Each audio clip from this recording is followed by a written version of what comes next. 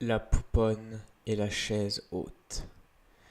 Joanie et Sylvain, un couple de jeunes mariés, préparaient leur semaine de vacances depuis plusieurs mois. Ils devaient se rendre au Machu Picchu, au Pérou, afin de visiter les ruines anciennes qui font la fierté de ce pays d'Amérique latine.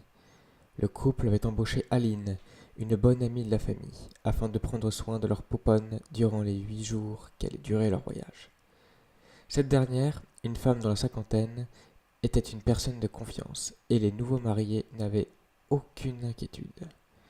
Ils n'avaient aucun doute qu'elle prendrait soin de leur jeune fille et de leur demeure. Cependant, ce matin-là, elle était en retard à son rendez-vous. Inquiet, Sylvain composa son numéro cellulaire. Cette dernière répondit immédiatement. Aline, arrives-tu bientôt? Nous sommes peut-être déjà en retard. Nous avons 30 minutes de voiture à faire avant d'être à l'aéroport. Oui, Sylvain, désolé, j'ai été retardé. J'arrive dans environ 15 minutes. 15 minutes? Nous avons déjà presque 1 heure de retard.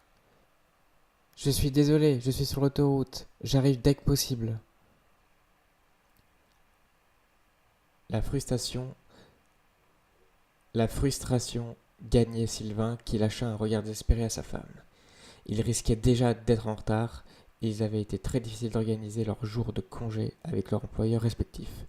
S'ils rataient leur vol, ils ne pourraient pas en prendre un autre avant 3 jours, ce qui ruinait définitivement leur semaine de congé dûment planifiée. Il eut soudainement une idée bien simple. Tu arrives dans 15 minutes? Écoute, nous allons laisser la petite dans sa chaise haute et les clés de la maison sur la table. Tu n'auras qu'à passer par derrière. Nous allons te laisser la porte déverrouillée. Pas de problème, j'arrive dans quelques instants.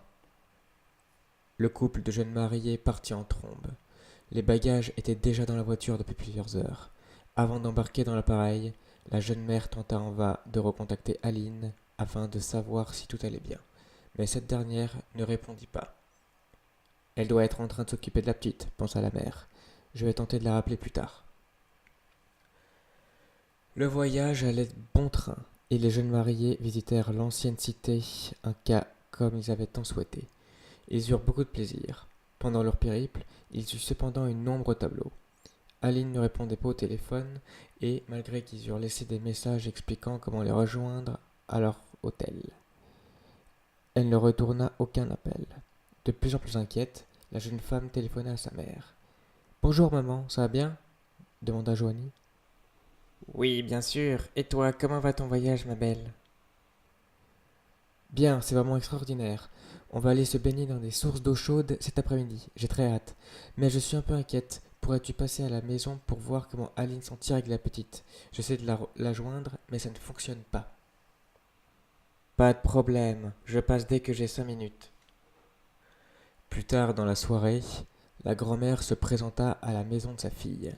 La place était plutôt tranquille et aucune voiture n'était présente dans l'entrée. Elle savait cependant qu'Aline pouvait peut-être avoir ramené la petite fille chez elle, car rien ne l'obligeait à rester dans la maison chez sa fille. Sylvain avait d'ailleurs installé le siège pour Pouponne dans l'auto d'Aline, afin que cette dernière puisse sortir avec la petite. Mais le silence entourant la demeure inquiéta la mère, qui tenta de rentrer par devant, avant de faire le tour de la maison et constater que la porte arrière était déverrouillée. Elle entra à l'intérieur et vit le répondeur de la salle de séjour qui flashait. Il indiquait 14 nouveaux messages. Elle appuya sur le bouton. La voix artificielle du répondeur brisa le silence qui régnait dans la grande demeure. Elle reconnut immédiatement la voix de sa fille. Aline, c'est Joanie, nous sommes à l'aéroport. Je vais te donner des nouvelles dès que nous serons arrivés au Pérou. Bonne semaine. Le deuxième message, par contre, avait quelque chose de plus étrange. La voix d'un homme bouleversé avait laissé un message inquiétant. Sylvain, c'est Denise, le conjoint d'Aline. Aline a eu un grave accident. Elle est à l'hôpital. Sa voiture s'est fait emboutir par un camion et elle est dans le coma. Je sais qu'elle devait aller chez toi ce matin, mais là, ça ne marchera pas. Appelle-moi dès que tu peux. La vieille dame ne comprenait pas ce qui se passait. Mais où était la petite? La réponse ne se fit pas attendre. En entrant dans la salle à manger, elle vit le corps inerte de la petite, presque gris, qui était encore attachée dans sa chaise haute. Abandonnée depuis plusieurs jours, la pauvre petite était morte de faim et de soif. Cette histoire est-elle vraie? Absolument pas. En fait, des histoires d'horreur sur de mauvais parents qui négligent ou oublient leurs enfants ici et là sont affaire courante. Même que certaines histoires véridiques se rapprochent beaucoup de cette légende urbaine. En Angleterre, une mère qui s'était absentée quelques minutes eut une bien mauvaise surprise de constater que son poupon, en essayant de sortir de sa chaise, s'était pendu. Sa tête était prise dans son harnais et le bambin ne survécut pas. Une autre mère irresponsable eut plus de chance. Les voisins ayant porté plainte, les autorités découvrirent qu'elle avait laissé son poupon seul dans sa chaise haute toute la nuit. La jeune mère était sortie boire avec des amis.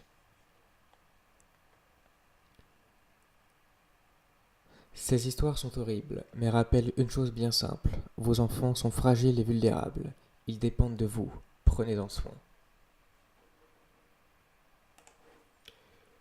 Et voilà, sur cette